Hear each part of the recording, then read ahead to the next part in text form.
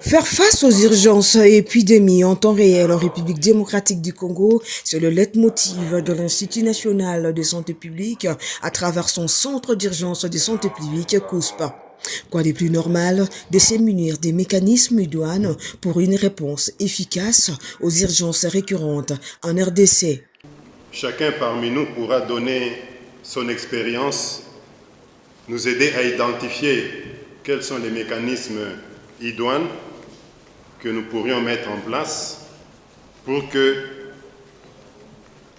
tant la partie gouvernementale et l'ensemble des partenaires, nous puissions définir ces mécanismes-là qui pourront nous permettre de gérer plus efficacement les urgences de santé publique qui sont récurrentes dans notre pays.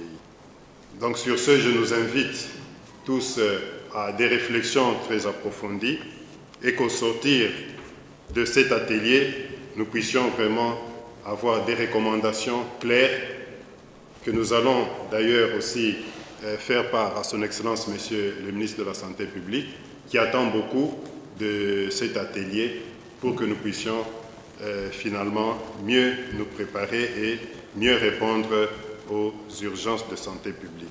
La promptitude compte en urgence. Quoi faire pour que désormais la République démocratique du Congo soit préparée pour faire face aux urgences et catastrophes? Le docteur Christian Gandou répond. Ce qu'on doit retenir aujourd'hui, c'est que les partenaires ont adhéré à l'idée qui a été formulée par l'autorité du ministère de la Santé, donc son Excellence Monsieur le ministre de la Santé publique. Ils ont participé activement, ils nous ont montré clairement quelles sont les procédures qui peuvent nous permettre de capter les financements dans moins de 48 heures et améliorer bien sûr la préparation et la réponse contre les urgences de santé publique dans notre pays. Donc c'est un jour inédit, il faudrait qu'on le retienne. C'est un jour qui devra produire aussi d'autres activités plus tard pour que nous puissions matérialiser ce que nous sommes dit aujourd'hui. La population aura droit à avoir des services et des soins de qualité dans le cadre des urgences de santé publique. Donc ça, c'est quelque chose de très important parce que, comme vous le savez, lorsque les réponses sont tardives, ce sont les vies qui sont en danger. Ce sont les handicaps qu'on peut dénombrer aussi quand il s'agit de certains incidents. C'est aussi la mortalité qui est très élevée.